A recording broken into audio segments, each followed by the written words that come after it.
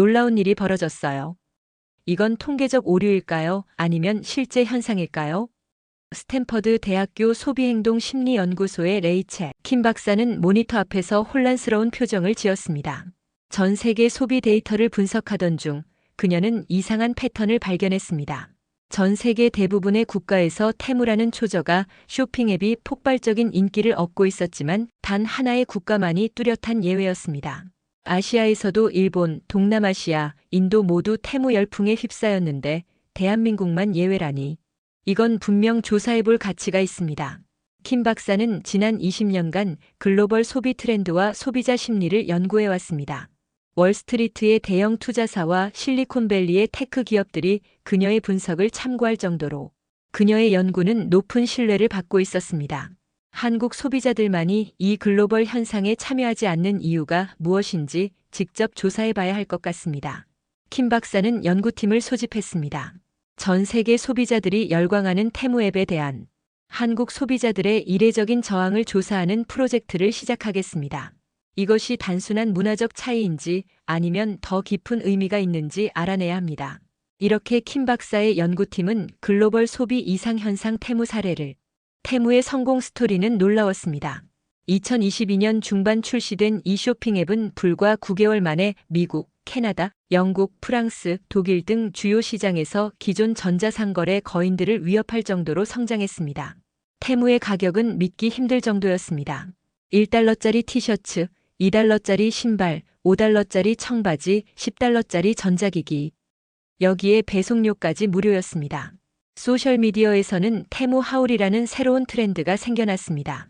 인플루언서들은 단돈 20달러로 엄청난 양의 물건을 구매하는 영상을 올렸고 수백만 명의 시청자들이 열광했습니다. 이거 미쳤다. 이게 말이 돼? 10달러 쓰고 이렇게 많이 살 수 있다니.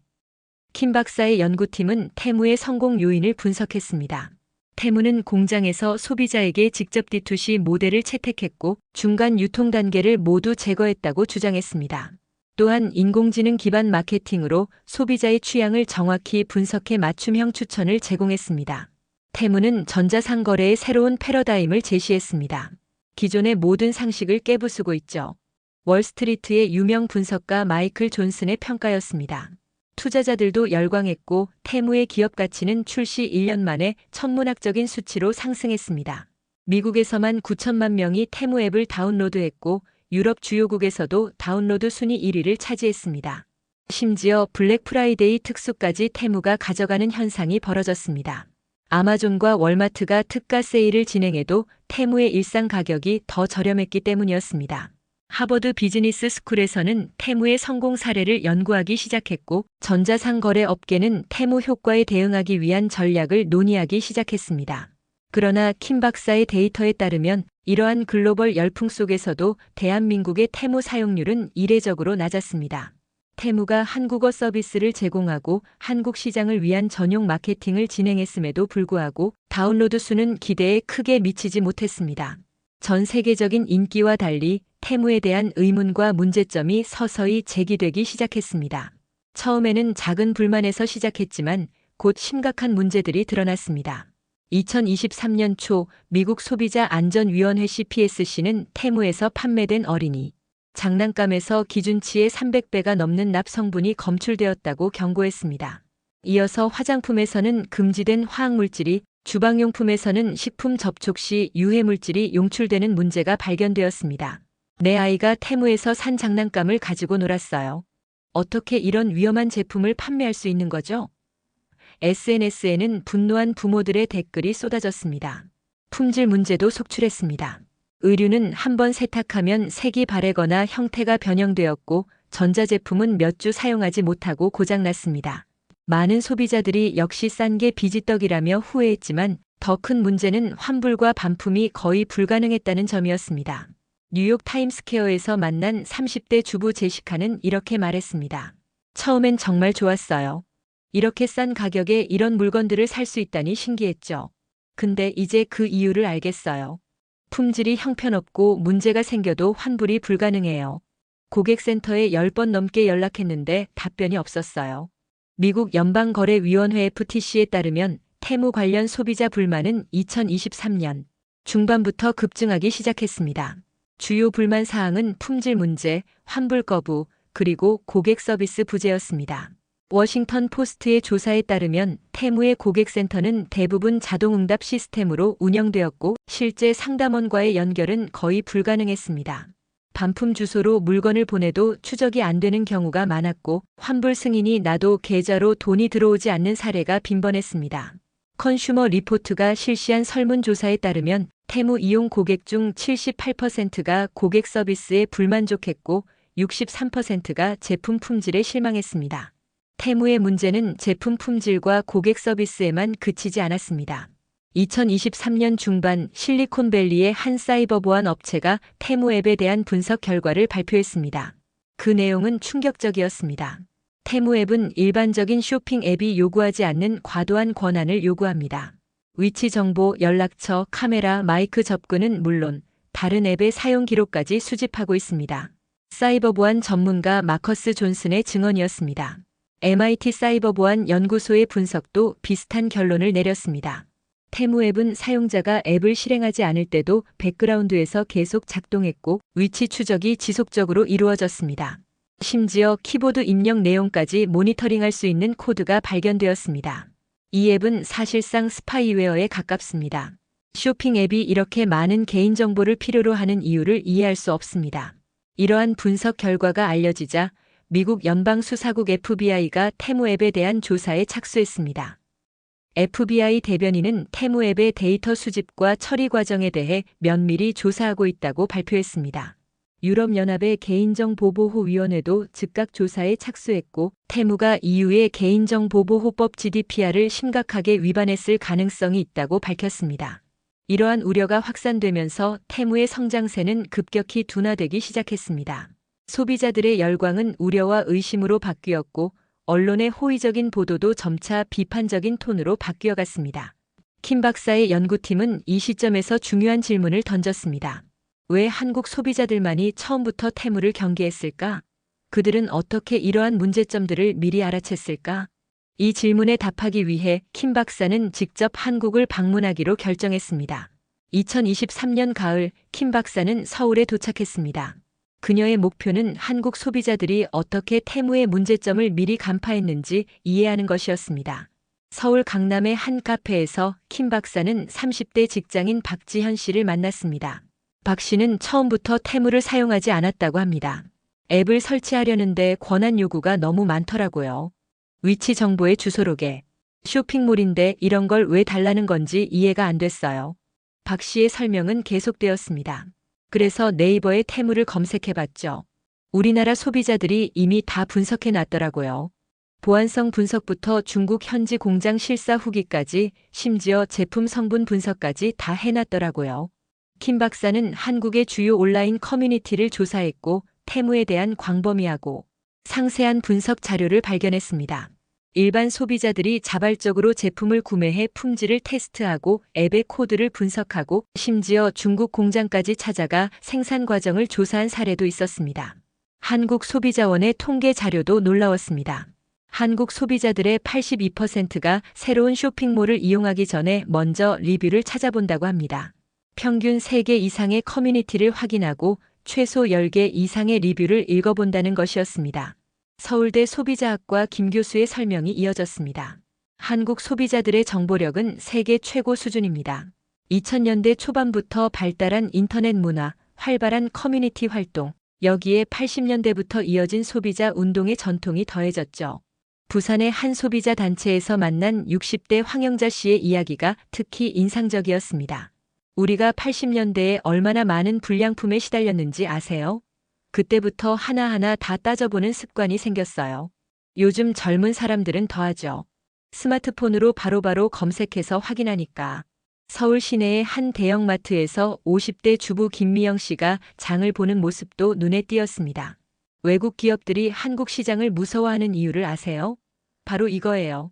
김 씨는 자신의 스마트폰을 보여주었습니다. 제품 바코드만 찍으면 성분부터 리콜 정보까지 다 나와요. 각종 커뮤니티의 리뷰도 실시간으로 확인할 수 있고요. 이런 걸 모르고 한국 시장에 들어왔다가는 큰 코 다치는 거죠.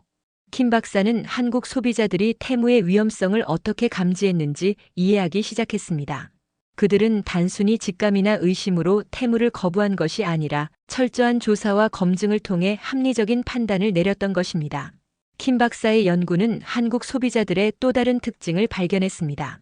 그들은 단순히 개인이 아닌 하나의 강력한 네트워크로 움직이고 있었습니다. 대형 온라인 커뮤니티의 운영자 이성훈 씨의 설명이 이를 잘 보여주었습니다. 우리 커뮤니티 회원들이 테무 제품 10개를 직접 구매해서 분석했어요.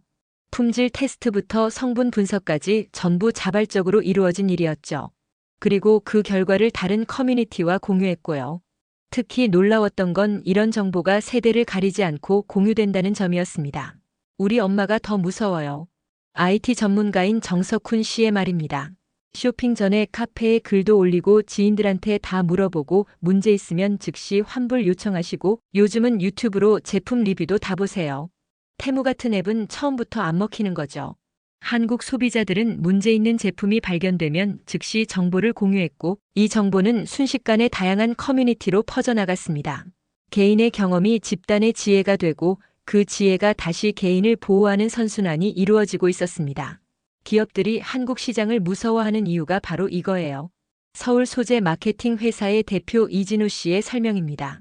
한 소비자가 문제를 발견하면 그것이 몇 시간 만에 수백만 명에게 전파됩니다. 24시간 내에 전국적인 불매운동으로 번질 수도 있죠. 어떤 기업도 이런 위험을 감수하고 싶지 않습니다. 킴 박사는 한국 소비자들의 네트워크가 얼마나 효과적으로 작동하는지 직접 확인했습니다. 그녀가 한국 체류 중이던 시기에 한 유명 화장품 브랜드가 성분 표시 오류로 논란이 된 사건이 있었습니다.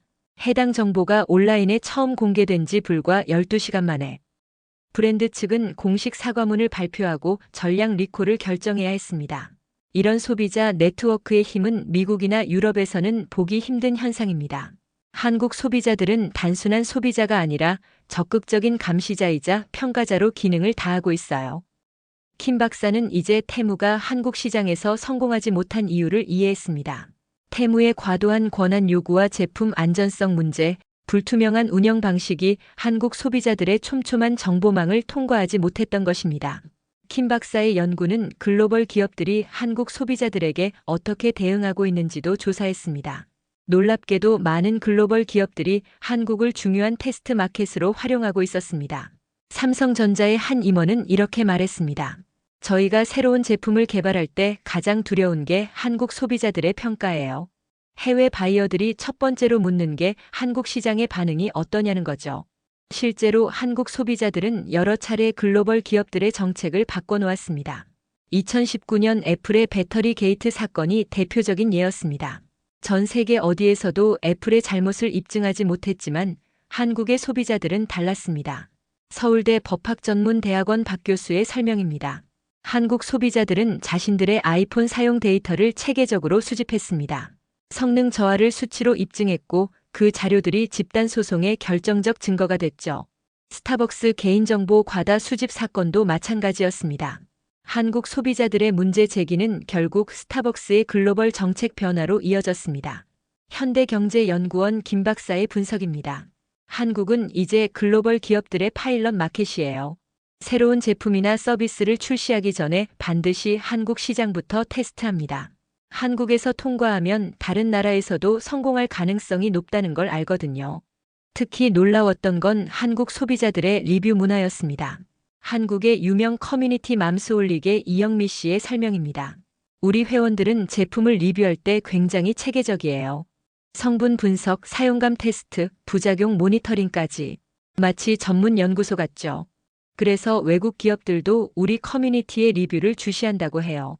실제로 글로벌 화장품 브랜드 엘샤는 한국 출시 전에 현지 소비자 커뮤니티의 반응을 먼저 살핍니다.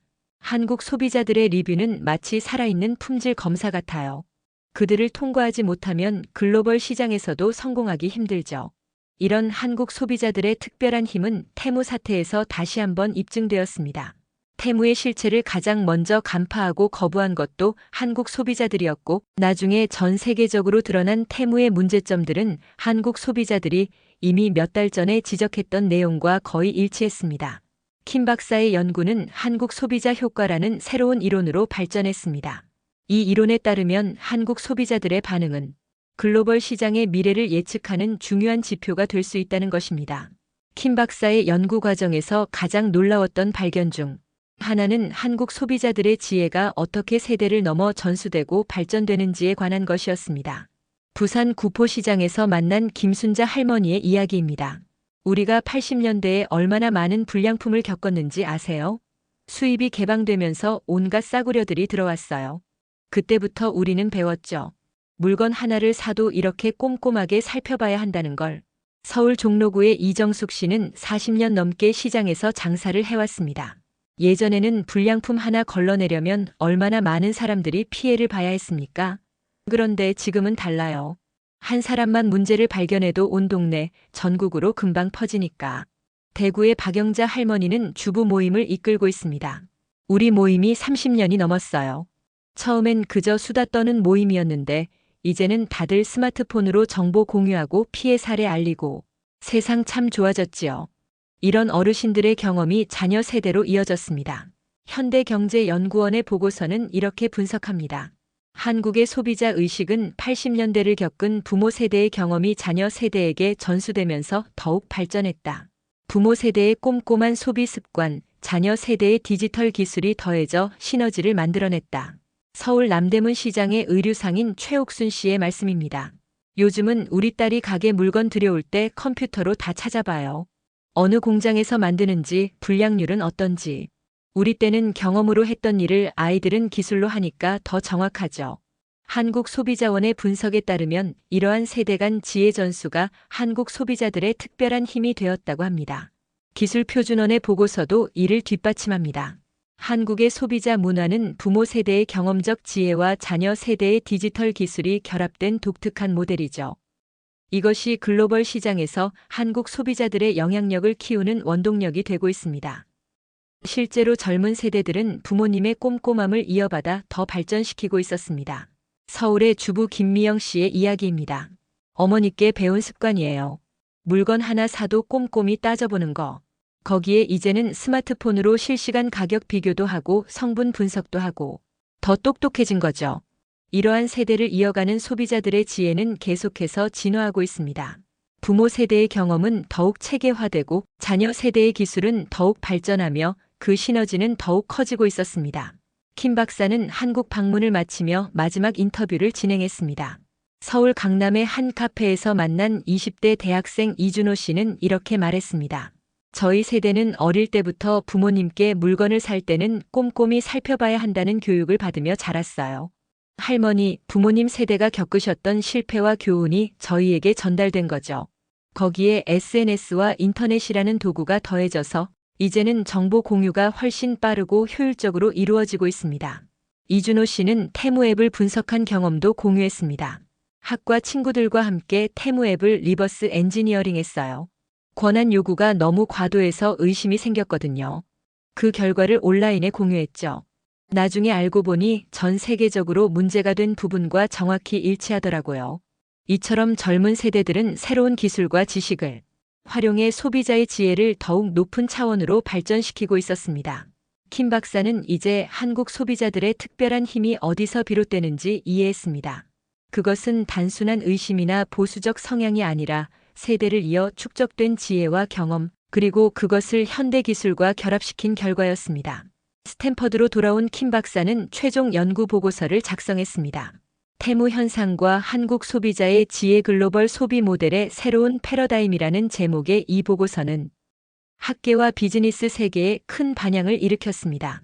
한국 소비자들의 지혜는 단순한 문화적 특성이 아닌 역사적 경험과 집단지성, 그리고 디지털 역량이 완벽하게 결합된 결과입니다. 이제 글로벌 기업들은 한국 소비자들의 기준에 맞추기 위해 노력하고 있으며 이는 전 세계 소비자들에게 혜택을 주고 있습니다. 보고서의 결론은 명확했습니다. 소비자의 미래를 예측하고 싶다면 한국을 주목해야 합니다. 그들이 오늘 거부하는 것은 내일 전 세계가 거부할 가능성이 높습니다. 반대로 그들이 오늘 수용하는 것은 내일 글로벌 스탠다드가 될 것입니다. 킴 박사의 연구 결과는 세계 각국의 소비자 보호기관과 기업들에게 큰 영향을 미쳤습니다. 미국 연방거래위원회는 한국의 소비자 보호 시스템을 연구하기 시작했고, 유럽연합은 한국의 소비자 네트워크 모델을 자체 시스템에 도입하는 방안을 검토하기 시작했습니다.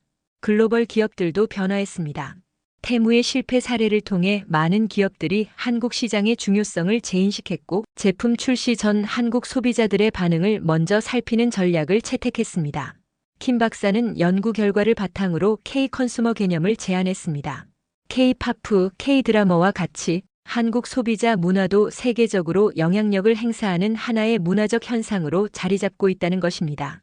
한국 소비자들이 만들어낸 리뷰 문화, 정보 공유 시스템, 세대를 잇는 소비자 지혜는 전 세계가 배워야 할 중요한 자산입니다. 이것은 단순한 소비 행태가 아니라 사회적 지혜의 축적이자 집단지성의 승리입니다. 테무는 결국 2024년 초 전 세계 대부분의 국가에서 사업을 축소하거나 중단했습니다. 개인정보 보호 문제와 제품 안전성 문제가 지속적으로 제기되었고 소비자들의 신뢰를 회복하지 못했기 때문입니다. 그러나 이 사태는 한국 소비자들의 지혜가 세계적으로 인정받는 계기가 되었습니다. 테무가 한국 시장에 진입할 때 보였던 한국 소비자들의 신중함과 판단력이 결국 옳았음이 증명된 것입니다. 킴 박사는 2024년 여름 다시 한국을 방문했습니다. 이번에는 서울대학교에서 글로벌 소비자 운동의 미래, 한국 소비자에게 배우는 지혜라는 제목의 특별 강연을 위해서였습니다. 강연에서 그녀는 이렇게 말했습니다. 세계의 소비자들이 한국으로부터 배워야 할 것이 많습니다. 소비는 단순한 경제 활동이 아니라 사회적 행위이며 소비자의 지혜는 세대를 거쳐 축적되는 문화적 자산입니다. 한국 소비자들은 이미 이것을 보여주고 있습니다. 강연이 끝난 후 한 노년의 여성이 킴 박사에게 다가왔습니다. 그녀는 1970년대부터 한국 소비자 운동을 이끌어온 김영자 할머니였습니다. 우리가 했던 일들이 이렇게 인정받게 될 줄은 몰랐습니다. 그저 우리 아이들이 더 나은 세상에서 살기를 바라는 마음으로 시작한 일이었는데, 김 할머니의 말에 킴 박사는 깊이 공감했습니다. 그녀의 연구는 단순한 소비 패턴 분석을 넘어 한 사회가 어떻게 집단적 지혜를 발전시키고 다음 세대에 전달하는지에 대한 인류학적 관찰이 되었기 때문입니다. 한국 소비자들의 지혜는 이제 세계적인 벤치마크가 되었습니다. 그들의 목소리는 글로벌 시장의 새로운 표준을 만들어가고 있습니다. 킴 박사의 말처럼 한국 소비자들의 지혜는 이제 국경을 넘어 세계로 퍼져나가고 있습니다. 테무 사태는 단순한 해프닝이 아니라 한국 소비자들의 저력을 세계에 보여준 중요한 전환점이 되었습니다. 그리고 이 모든 것의 시작은 80년대 불량품에 맞서 싸우던 평범한 한국 어머니들의 꼼꼼함과 지혜였습니다. 그들이 쌓아온 경험과 지혜가 오늘날 한국 소비자들의 특별한 힘으로 이어진 것입니다. 우리가 겪은 고생을 우리 자녀들은 겪지 않게 하고 싶었어요. 그래서 더 꼼꼼히 살펴보고 더 따져보고 그게 이제는 우리의 자부심이 된 거지요. 서울 종로의 이정숙 할머니의 이 말은 한국 소비자 문화의 본질을 완벽하게 요약하고 있었습니다. 이 사연이 좋으셨다면 구독과 좋아요 눌러주세요. 사연 제작에 큰 도움이 됩니다. 감동바다입니다.